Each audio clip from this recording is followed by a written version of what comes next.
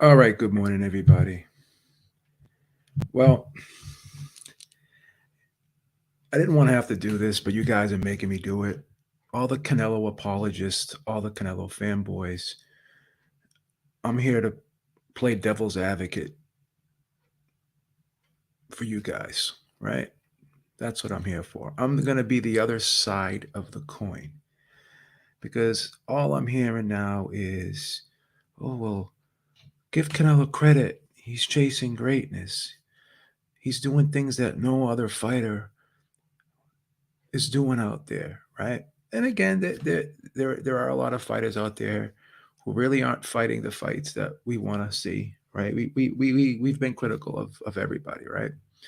But as always in boxing, if there wasn't double standards, then there wouldn't be any standards at all. So you got to apply the same standards to your favorite fighter, right? That you do to other fighters. Because for years, heard people criticize Mayweather, heard people criticize Anthony Joshua. Everyone gets criticized, right? When someone beats somebody, oh, well, they beat him because of this. This guy was past his prime. This guy didn't look good here. This guy didn't look good there. Mayweather only fought guys when they were past their prime. He never fought them when he should have. This fight was too late. Blah blah blah blah blah blah. All right.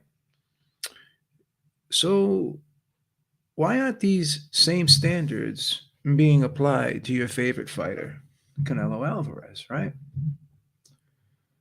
So let's take a look at Canelo Alvarez, right? I remember back in 2000, towards the end of 2015 ish, when he fought Miguel Cotto for the vacant WBC title at a time when Gennady Golovkin was thought to be the best middleweight in the world, right? He was the man. He was the most feared guy in the division, blah, blah, blah, blah, blah, blah. Cotto beat Sergio Martinez, and then he didn't pay a sanctioning fee or something. Then the WBC decided to strip him. Then the title was vacant. Then he ended up fighting Canelo for the title. Then Canelo ended up, in my opinion, winning a very close decision. I had it 115 to 113 for Canelo. I thought it was a very competitive fight, right? Just my opinion. A lot of people had it much wider. But again, my opinion, I thought Cotto fought a good fight. I thought it was a very competitive fight. Shout out to Canelo. He won the fight. Full credit, right? That's fine. But then after that, everyone was saying, well, why doesn't Canelo Alvarez fight Gennady Golovkin? That was the fight that everyone was calling for. And, everyone was saying, yeah, this is the fight that the middleweight division needs. It's for all the marbles. It'll be, well, not for all the marbles, but it would be a big unification because, the WBO belt was held by Demetrius Andrade, right? So, everyone was calling for that fight, right? And it got dragged out, dragged out, dragged out. And in my opinion, the only reason why it happened was because Gennady Golovkin started showing slippage, particularly in the Daniel Jacobs fight, in a fight where I had him losing and a lot of other people had him losing that fight. So it took something like that, and it took like almost a year and a half, close to 2 years. And then finally, Canelo fights a 35-year-old Gennady Golovkin, right? After him coming off a pretty tough, questionable performance, right? In a fight that a lot of people had him losing, and the judges had him winning very narrowly on the cards, right? And then only then, in 2017, do we get that fight. And I remember before that fight happened, when they were first proposing the fight, Golovkin was pretty heavily favored. He was like a 3-4 to 1 favorite over Canelo, right? That was the early odds. But then, Golovkin had that fight with Jacobs, started looking a little shaky. Obviously, 35 years old. So instead of that fight happening at the end of, in 2016 when everyone wanted it, they waited like a year and a half, and they waited to see Golovkin show some slippage. They waited for him to get a little bit older, right? And that's when they fought him. So then at the time of the fight, it was pretty much a pick 'em fight. I mean, Canelo was a plus 130, Golovkin was a minus 160. It was a pick'em fight basically, and that was because again, Golovkin was perceived to have been slipping, and this was an older version of Golovkin, right? So if he never showed that slippage, in my opinion, probably would have never got the fight. So then the first fight was a draw, and everyone thought that Canelo lost the fight. I mean, 90, 95, 99% of the people thought Canelo lost the fight. So it was a draw. So there really should have never been a rematch. But then the rematch happened. It was another close fight. I thought Canelo lost it. But again, I have no problem with people saying he won it. It was a very, very close fight. My partner, Eric Lord, actually had the fight a draw. But once again, going into that fight, Golovkin was a minus 125. Canelo was a plus 125. It was another pick'em fight, right? And even at 154, we're gonna backtrack a little bit. Even at 154, he has a pretty solid win over Trout. Again, razor close fight. I had it a draw. No argument with Canelo eking out the decision, but we all saw the scorecards. Trout was never going to get a decision in that fight. It was predetermined. Sorry to say, right? So very close fight. Trout never got a rematch, right? Lara, a lot of people thought Lara beat Canelo. To this day, I go back and watch the fight, and as many times as I watch it, there's no way I could ever see Canelo winning that fight, right? So we keep hearing about Canelo chasing greatness, Canelo chasing greatness, Canelo chasing greatness, right? But there are things you could look at. There is a counter argument to that, right? If you really want to look at it, because at 154, right, he unified. Him and Lara unified, right? In a fight that was razor close. I mean, some people thought it was razor close. I thought Lara won the fight 8-4, but some people had it close, But most people had Lara winning that fight. I'm not saying everyone, but most people did. Lara never got a rematch, right? Demetrius Andrade was a WBO champion. Okay. I think Charlo, if I'm not mistaken, I want to say at that time, he was, I think he was the IBF junior middleweight champion at the time, right? So Charlo never got a fight with Canelo, and Demetrius Andrade never got a fight with Canelo. So if he was chasing greatness, then why didn't he ever try to be undisputed at 154? Then when he moved up to 160, Demetrius Andrade was still there, WBO middleweight champion. Why didn't he ever try to fight Demetrius Andrade, right? You could say what you want about Demetrius Andrade, who is he beat, but again, he presents a lot of challenges. He has a very difficult style matchup for anybody, right?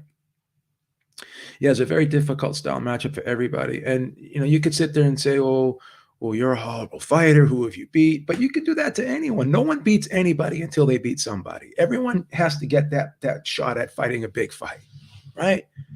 You can criticize people for not fighting this guy, not fighting that guy. All these guys are sitting around waiting for Canelo, blah, blah, blah. That's fine. I get that. You can say that. But you can also say that Canelo kind of maneuvers his way around these divisions as well, right? He maneuvers his way around these divisions as well. Why did he never try to be undisputed at 154? Why did he never try to be undisputed at 160? Why did he wait for Canelo to start showing slippage? Golovkin to start showing slippage. Why did he wait for Golovkin to get a little older, 35 years old? Why didn't he fight him after he beat Cotto? And why, and why did he fight Cotto for the vacant WBC middleweight title, right? Instead of fighting the man. If you wanted to be the man in the division, why didn't you fight the man in the division? And why do you have to get a disputed draw, right? You went life and death with the guy twice. Like he's never really had a decisive win over a great opponent. There's always been an asterisk, right? There's always been an asterisk over many of these victories. He's never fought a really great fighter and beat him decisively, right? There's always this, the judges did this or there was a catch weight here, a rehydration clause. There's always some asterisk next to all these victories, many of them. And I'm not saying these aren't good victories, but we're talking about great. We're talking about greatness, right? And even when he fought Mayweather, right? Mayweather was a minus 260. Canelo was a plus 210. I mean, that was thought to have been a competitive fight. Mayweather was 36 years old. Canelo was 23. He was already a unified champion at junior middleweight. He won he was already a champion. He had 40 something fights, right? But he's green and Mayweather's in his prime at 36. And Mayweather took him to school, 11 rounds to 1, 12 rounds to 1. I mean, again, Mayweather should not have dominated him that easily, especially a 36-year-old version, right? So Mayweather should not have dominated him that easily. Oh, but he was green, he was this, he was that. Really? Well, anytime he fought a fighter with a similar style to Mayweather, a la Lara, right? What happened? What happened? He looked human, right? Just like Bivol. Bivol fought a similar style that Mayweather did. And what happened? Canelo looked human again. So the evidence suggests, right, that he's always going to have problems with slick counterpuncher defensive type boxers. That's why Demetrius Andrade never got a shot, because win, lose, or draw, you fight Demetrius Andrade, he's going to make you look bad. Oh, well, who did Demetrius Andrade beat? Why should he fight him for the WBO title? Who cares about that fight? Okay, well, let's take a look at Billy Joe Saunders, right? Billy Joe Saunders was not really a super middleweight. So he fights this guy, Shafet Usafai, in 2019 for the vacant World Boxing or WBO super middleweight title, right? And then he goes and fights a guy, Marcela Esteban Cosiris, whatever his name is, right? That's his first defense. Billy Joe Saunders was actually wobbled in that fight. And then he goes and fights Martin Murray, a way past his prime Martin Murray, right? So he essentially had three fights at super middleweight, and then Canelo Alvarez fights him. So what made Billy Joe Saunders such a threat at super middleweight after beating a guy, Shafat Usafai, right? What makes him such a great fighter, right? A great fight at super middleweight. Like how much more did he do than Demetrius Andrade, really, at super middleweight? I mean, Demetrius Andrade never fought super middleweight, but what made him such a viable opponent? Obviously, he had the belt, so he fought him basically for the belt, right? Was he the best guy at super middleweight at the time? No. Could you argue Demetrius Andrade would have been just as tough, if probably a tougher challenge, presents more problems? Yeah. So if he's going to say Demetrius Andrade fought nobody, who did Billy Joe Saunders fight? Shafat Usafai, Marcela Esteban Cosiris, and with all due respect, a way past his prime Martin Murray. So why not apply that same logic to Billy Joe Saunders, if you're going to be honest? And then let's look at that fight, right? Canelo's a minus 650. Saunders is a plus 450. No one thought Saunders was going to win that fight. Is that really a great fight? Like, if you're fighting fighters that nobody thinks you're going to lose to, right, then how can you be great? Now, you could sit there and say, oh, David Benavidez, you can question his resume, but he was a two-time WBC super middleweight champion. But when you look at David Benavidez, he definitely has a very difficult style as well that would present Canelo problems, in my opinion. He's a volume guy. He's a strong guy. He's tall. He's long. He can fight on the inside. He's heavy-handed. He's got like 22 knockouts in 25 fights. He's knocked out guys that have never been knocked out before. I mean, he really took it to Anthony Dirrell. Anthony Dirrell's never been dominated like that before, never been knocked out before. But again, he has to get a name on his record. but he's thought of as the number 2 guy at super middleweight right behind Canelo, right? So if you're chasing greatness, why would you not fight the guy below you? The WBC has put David Benavidez at number 1. He's going to be fighting for an interim title. He's the guy at super middleweight. He's the next guy in line for Canelo at super middleweight. So why the fuck were we going to get a Gennady Golovkin fight instead of a David Benavidez fight? Why not fight the next guy under you, right? If you're really chasing greatness. Because if you were to take a poll, who would you rather see Canelo fight? David Benavidez or Gennady Golovkin, right? Everyone would have said David Benavidez, right? Everyone would have said that. And I'm not going to, let's just look at all these fights, right? So was like, what made Saunders that better than Demetrius Andrade? What did Saunders do at super middleweight that made him so great? He fought for a vacant fucking title against a guy no one even heard of. He fought 3 times at super middleweight. He would never prove himself, never established himself. Oh, you fight nobody, man. Who the fuck did Saunders fight to get that fight? And why all of a sudden was undisputed so important, right? At 168, but it wasn't undisputed, wasn't important at 154, and it wasn't important at 160. Why? Because the stars aligned perfectly for him. It was a weak division, right? And you never fought the guy who everyone wanted you to fight in that division, who everyone thought would have been the best fight, the most entertaining fight, the toughest style matchup in that division would have been David Benavidez, right? Why is this guy not getting a shot at you? This is the fight that everybody wants to see. It's the fight that everybody wants to see. Let's look at this. Canelo versus Callum Smith. Callum Smith is a solid fighter. But once again, he was coming off of a fight with John Ryder where he didn't look great. I thought he lost the fight 8 rounds to 4. So what happens? Canelo jumps right on him. As soon as someone looks bad, boom, they jump right on him, right? They already knew he was struggling to try to make 168. Immediately after the fight, what does he do? He moves up to 175, right? Right? So we're gonna take these guys. Like, you want to sit there and say Mayweather and all these other guys fought guys at the right time when they were vulnerable, when they were past their prime. Let's apply this to Canelo, right? Let's look at Canelo versus Caleb Smith.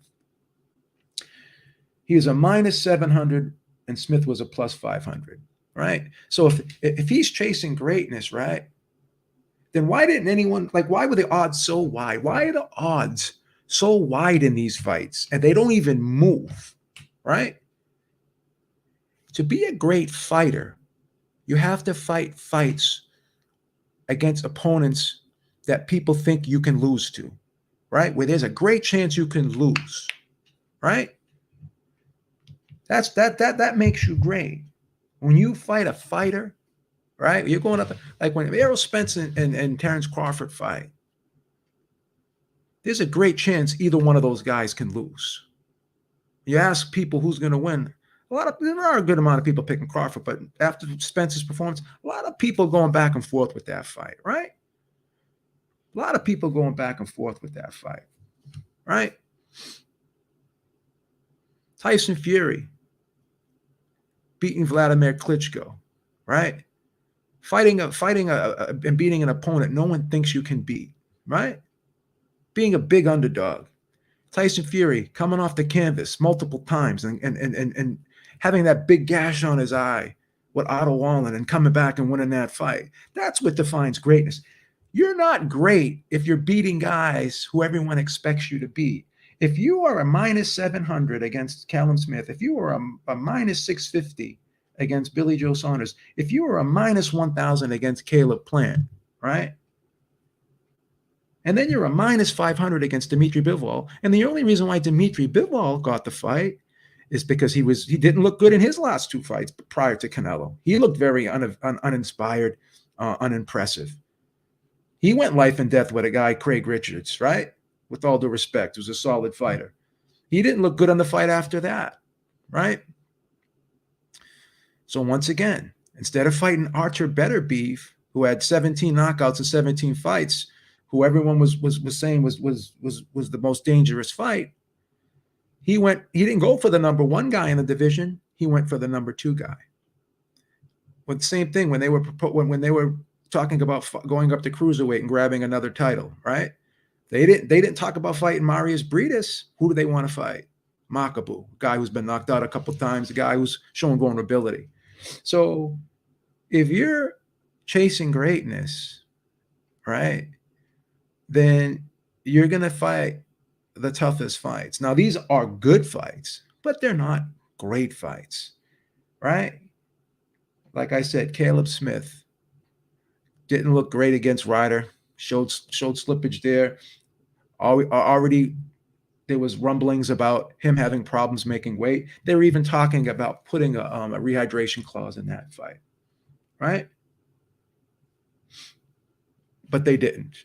And immediately after that fight, what happened? Smith goes up to light heavyweight. So the writing was on the wall there. They fought a guy who was on the way out, was on the way out at a division. They knew that he was going to have problems making weight, right? They knew he didn't look good in his last fight, right? So we're gonna jump on him, right? Then he fights Billy Joe Saunders, a guy who was off for a while, who's very undisciplined outside the ring, who balloons up and down, who only had three fights at the weight class, fought for a vacant title. He wasn't the best guy at super middleweight at the time. So you go and you collect the belt. And then you go and you fight Caleb Plant, who I thought actually put on a great performance for himself. I had the fight even up until the time of the stoppage. But once again, Plant showed vulnerability against Uzcategui. He lost the last 3 rounds there. He won the fight, but he showed vulnerability. He showed that he wasn't the most durable guy in the world.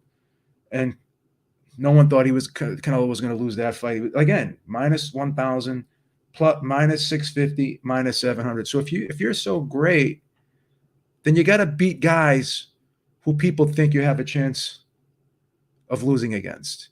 Now, will he still be the favorite against David Benavidez? Absolutely. But I guarantee you this, he's not going to be a minus 700 against David Benavidez. He's not going to be a minus 1,000 against David Benavidez, and he's not going to be a minus 650 against David Benavidez. At least people can say and will say, or would have said if he fought him instead of these guys, David Benavidez, he presents a challenge.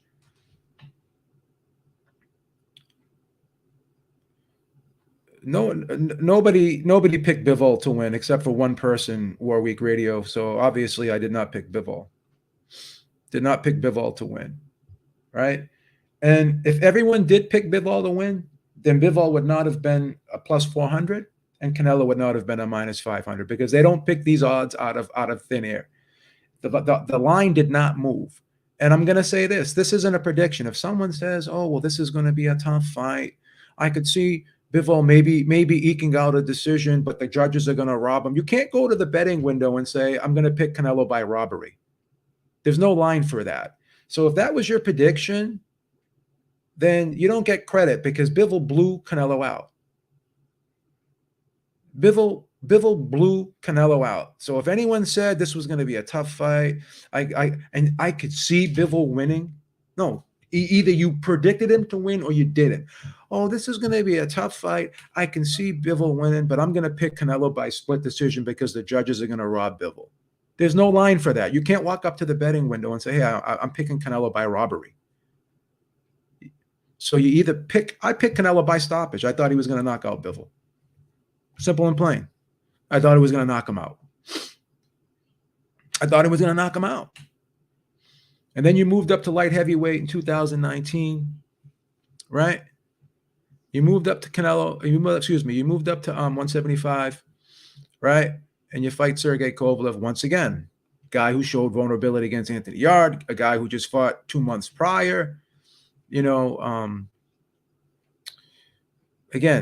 right place, right time.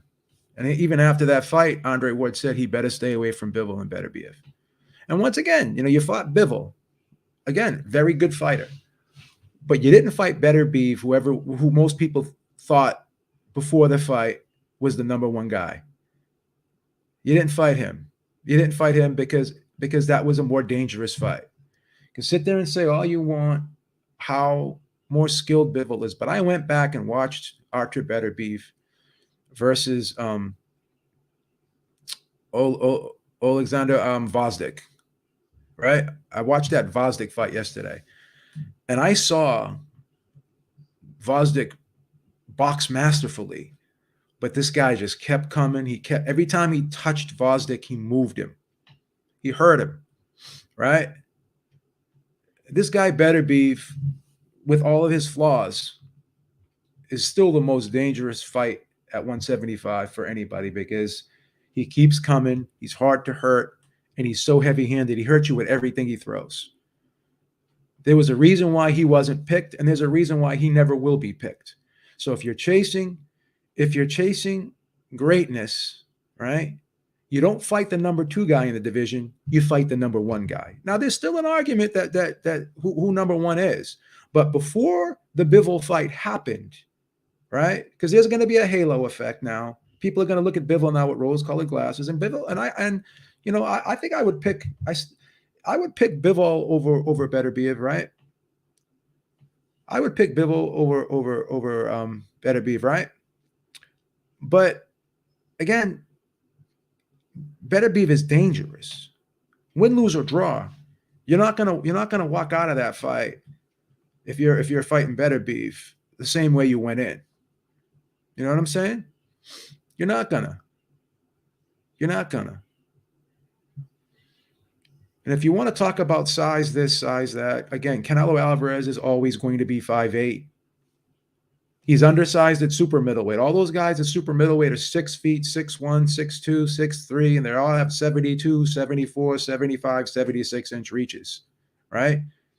Size means nothing if you don't have the skill to use your size, right? You can't just take a 6'6" guy. You can't just take a 6'6" guy off the street and say, hey, I'm going to throw him in the NBA. If you don't have the skill to use your size, then your size means nothing. That's it.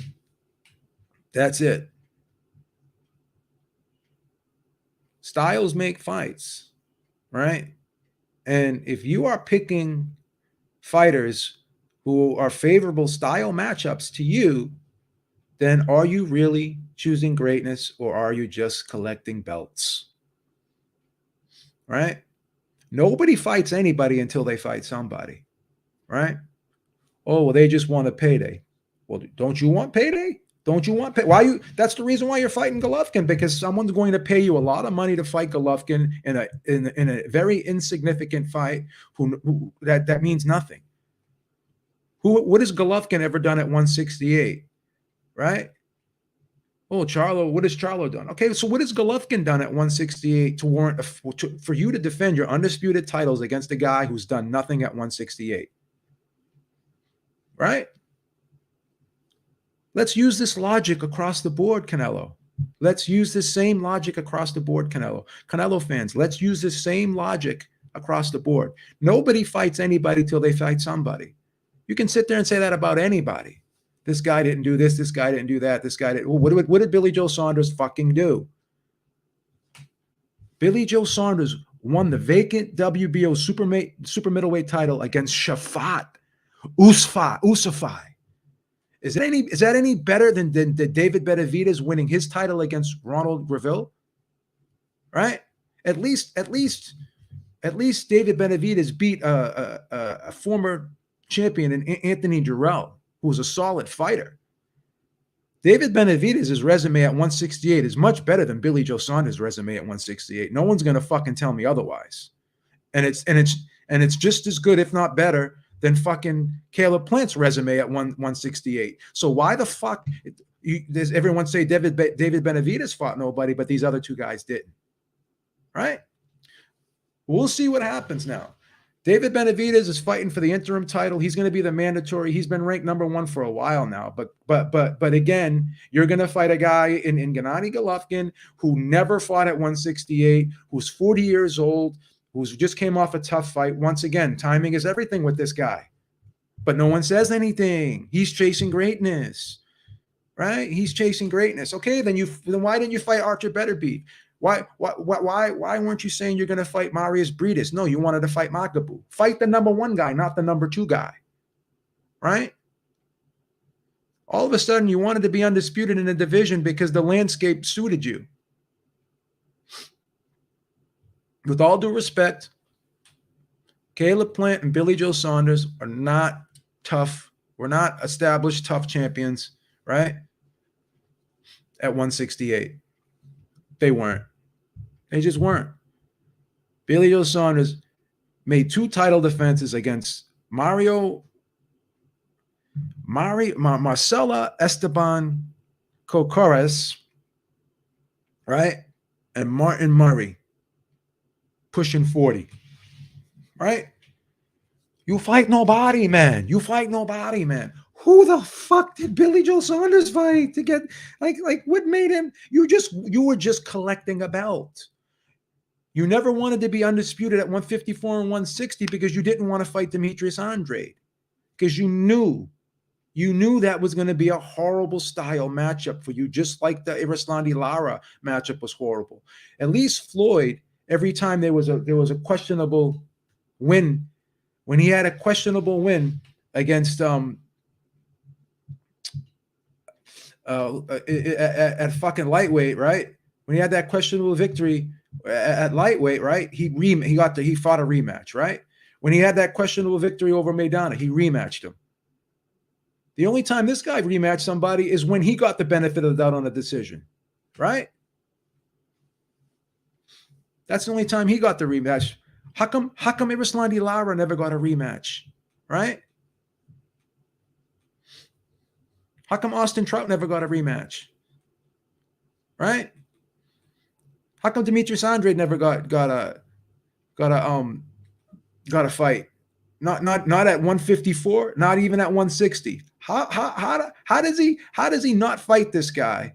He's in this division. He was in 2 divisions with this guy. This guy had the WBO title, right? All of a sudden, I'm chasing greatness. I want to be undisputed. But why was it not important to be undisputed at 154 and at 160? Why was it not important? And why was it important all of a sudden at 168 when the stars are lined up right? Right? It was important to be undisputed because Caleb Plant had a title, with all due respect. Because Billy Joe Saunders, who's not even a super middleweight, had a title. Right? Who did Caleb Plant fight? Who the fuck did Caleb Plant fight? Again, I respect all fighters. I hate doing this, but again, I have to apply the same logic that you guys apply to everyone else, but you won't apply it to Canelo. He's chasing greatness. Oh, give Canelo credit. At least he had the balls to go up to 175. Yeah, but he didn't fight Archer Beterbiev. He fought the guy who was perceived to be the softer puncher, the guy who was perceived to be less durable, the guy who didn't look good in his last fight. You're not going to fight Archer Beterbiev after what he just did to Marcus Brown, but you're going to fight fucking Bivol because he looked shaky against fucking Craig Richards. Right? Look at the murderer's row. Look at the murderer's row. Now, Uzcategui, he's a solid he's a solid fighter. But then Caleb Plant fights Mike Lee, right?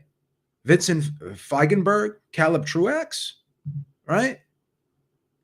He makes 3 defenses of the title against nondescript opponents, with all due respect.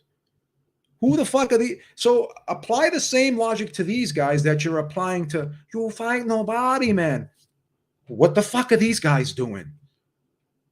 You're fighting other guys who are fighting nobody, but there's a difference. They have favorable style matchups that suit you. There's one reason and one reason only why Demetrius Andrade never got a fight at 154. He never got a fight at 160, and he's never going to get a fight at 168. They're going to wait till Demetrius Andrade's fucking 42 before they fight him because he's a southpaw. He's like close to 6'2". He's got arms that he could just touch a wall from 10 feet away, right? Got to reach for days, right? He's a good counter puncher, right? He's a guy that can move. He's a guy that's quick,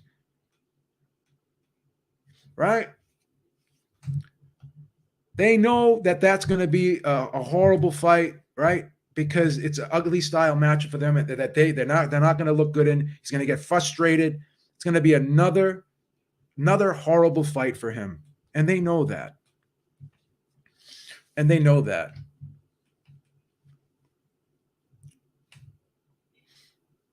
And they know that. It doesn't matter who has a better resume. That means nothing. That means zero. Canelo Alvarez has a better resume than friggin' Dimitri Bivol. Does he or does he not? You can't bring your resume in the ring to fight for you, brother. Styles make fights. Resumes don't make fights. Mike Tyson had a better resume than Buster Douglas. What the fuck does that mean? This is what you Canelo apologists like to do.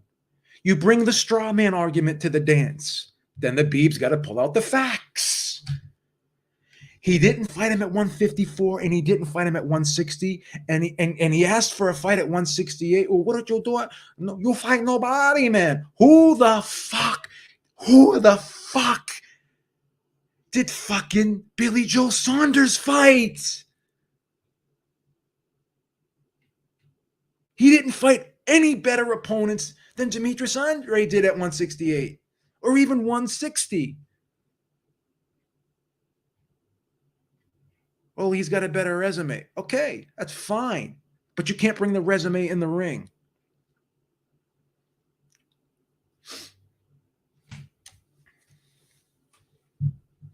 Okay, but who did Saunders beat at 168? It's kind of funny how Canelo never fought Saunders at 160 when Saunders was looking good beating Lemieux and Andy Lee, but he waited for him to start slowing down and looking crappy at 168. Ryan,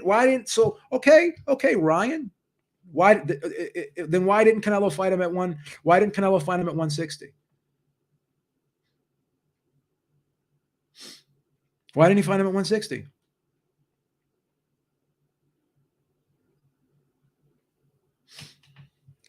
Okay, that's fine. Then apply the same logic, Team Batman, to Canelo. If he is such a weak opponent, right? Then why didn't you fight him at 154? Why didn't you fight him at 168? Why didn't you take his belt? If he was such a weak opponent, right? Why didn't you take his belt? What fight was supposed to happen at 160? He was never gonna fight. He was never gonna fight Demetrius Andrade, guys. He was never going to fight him. Right? He was never going to fight him. You guys want to move the goalposts for your favorite fighter. You guys are going to continue to move the goalposts for your favorite fighter. You can say these guys fought nobodies, but he's fighting other guys. So, okay. Then who did Caleb Plant fight? Right? Who did Caleb Plant beat? And that maybe is. But is Canelo afraid of Andrade? Why didn't he fight him? All these guys can fight each other, right? But guess what? Canelo Alvarez wanted to fight Golovkin in his second fight with this deal, a guy who's 40 and a guy who's never fought at 168. Yeah, Bivol isn't Andrade and he's not Leon Williams, right? He's not those guys. Now he's not. But you have to, if you weren't saying this before the fight, you can't say it after. All you guys are doing a Monday morning quarterback. You guys are looking real bad. Real bad. All you guys are looking real bad. You can't say one guy's a nobody, and then when the guy doesn't fight him because he's a nobody, then he goes and fights someone else who's a nobody. You guys weren't saying. Listen, the odds were Canelo was a minus 500, Bivol was a plus 400. If Bivol was such a fucking lock, why didn't people bet on him? The line didn't move. This is evidence. This is evidence that you guys are all touts. You're all touts. You're all Monday morning quarterbacks, right? I make my picks and I don't apologize. I don't say anything after the fight. If a guy that I pick loses, he loses. I don't come up with, well, I knew this could have happened. If you knew it, look, anything could happen. I could walk out in the street right now and get hit by a car. Doesn't mean I'm going to, but it could happen. All you guys want to say this. No, I'm not going to forget the odds. Because if people thought, and if you thought Bivol was such a fucking lock, you would have bet him. He was a plus 400. Why not at least throw 50 on him? I'm sure you spent $50 going out to dinner. Why not take that $50 and throw a pot on the stove and eat some ramen noodles for one night, right? Instead of taking your girl out for dinner, and put it on Bivol if he was such a lock. Why not do that? But you didn't do it. You didn't do it because you didn't think this. You wanted to hedge your pick. Well, Bivol could win. There's a possibility that this isn't a prediction. That's like walking. He was a plus 275 when the fight was announced and went up to a 440 the day of the fight. Shit's crazy. I mean, again, I always remember. I over here, DraftKings.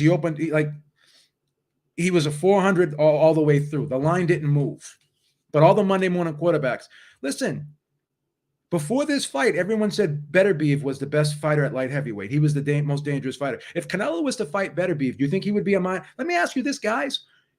If Canelo fought Beterbiev instead of Bivol, right? If Canelo fought Beterbiev instead of Bivol, would Canelo have been a minus 500 against Beterbiev? Ask yourself that. All you guys were picking Canelo over Bivol, and you picked Canelo over Bivol because of the Craig Richards fight and because of the fight after that. Eddie Hearn said it. There was nothing in Bivol's last two fights that showed he could beat Canelo. Right? No one gave Bivol a shot. One person on here said that Bivol would win the fight. Right? And win it convincingly. And that's Brian, the boxing historian, 206. There's one person. And if someone, and this is not a prediction, oh, well, I could see the fight going the distance. Maybe Bivol will win Bivol will probably be up close on the cards, but they'll give it to Canelo and rob him. That's not a prediction, guys. Because first of all, the fight wasn't close. Bivol schooled Canelo. So everyone just you want to get credit. You want to get credit. Well, if you did bet on Bivol, no disrespect, I'd love to see I'll give you my email address. I'd love to see the screenshot. No disrespect. So that way I can start shouting you out. And I can start shouting you out, Tony. Here's my email address. If you want, you don't have to. You can tell me to go fuck off if you want. It's none of your business what I do. That's fine, and I'll respect you one way or the other. You're a great supporter of the channel. I don't want to ever lose you as a supporter. But I'd love you to screenshot, and I will always, obviously will never show that to anybody. But I will shout you out every time I talk about this topic. You know, because the line did not move. The line did not move. So if everyone was so high on Bivol, here's the thing. When Mike Tyson fought Evander Holyfield, right? The first time, everyone wants to call me a loser. They want to say this, they want to say that. Oh, Beeb, your picks suck. But you never look at my great victories in life. My Tyson Fury victories when I'm getting a plus 400. You never look at my fucking Tim Bradley victory when I'm getting a plus 900. You never look at my Lamont Peterson victory when I'm getting a plus 900. You guys don't want to look at that. You want to look at my Miguel Cotto victory when I'm getting a plus 350, right? Because all you guys do is bet the chalk. You pick the fucking winner, like the fucking favorites, and then you want to, oh, look how great I am in predictions. But you don't make value picks like me. That's it. Yeah, thank you. You remember my Frampton Santa Cruz pick. See, you know the history. I sent you the betting balance sheet. You know the spreadsheet, right? And here's the thing, Ryan. These idiots, and again, I'm sorry. When Lamont Peterson fought Amir Khan, I bet on Lamont Peterson. Ryan knows because he knows. He's followed me for years. He knows. He listens to all my picks. I picked Orlando Salido when he was a plus 300 against Lomachenko. So again, he knows. He knows what I've done. He knows. He's seen my bank account. I've showed him that. He's a good friend of mine. I'll show him things. He knows what I do. You guys hit a minus 1,000 and you're fucking blowing loads over that. Right? If you make a bet and you win when a guy's plus 400, that's the equivalent of winning 4 bets. It's called value, guys. It's called value. You know? I picked Bradley over Pacquiao. I picked Fury over Klitschko. I picked Fury over Wilder 3 times. And when the odds started tightening, what did I do? Third fight, I bet fucking Fury. I bet Fury over Wilder with the knockout proposition. Fury over fucking Dillian White, knockout proposition. I don't care. Listen, if you're gambling and you're afraid to take L's, then don't fucking bet. If you make predictions and you're afraid to fucking get your predictions wrong, then don't make predictions. In reality, and Ryan knows this, in reality, you're going to at least get 40 to 50% of your picks wrong. If you pick every fight throughout the course of the year, if you want to factor in all the bad decisions, all the upsets, right? You're going to get half your picks wrong. You know? Lifetime, everyone's probably at best 45 to 50% wrong. So that's what it is, brother. Guys will always talk about bank accounts in 222, and guys who don't talk about bank accounts are usually broke. Sorry to say that, brother. If you're mad about someone talking about a bank account, right? I did pick Ruiz over Joshua, absolutely. I did, but I also picked Fury. I also picked Fury over Klitschko when no one else did. I picked Teofimo Lopez over Lomachenko when he was a plus 300, when no one else did. Very few did. Right? Let's talk about that. You're going to be wrong half the time, brother. If you pick fights, you are going to be wrong half the time. Well, I mean, it's just common sense. It's not about being right or wrong if you're betting. It's about getting value for your picks. That's what it's about. If you hit a plus 400, that's the equivalent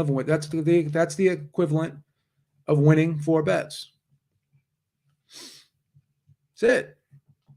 But guys, this has been great. It's been great, but you know, I got to get out of here. I got some stuff to do. I just thought I'd blast this out first thing because if I didn't get this out of the way, I probably wouldn't have been able to do it later. But Beeb is out. Talk to y'all soon. Have a great day. Peace out, everybody.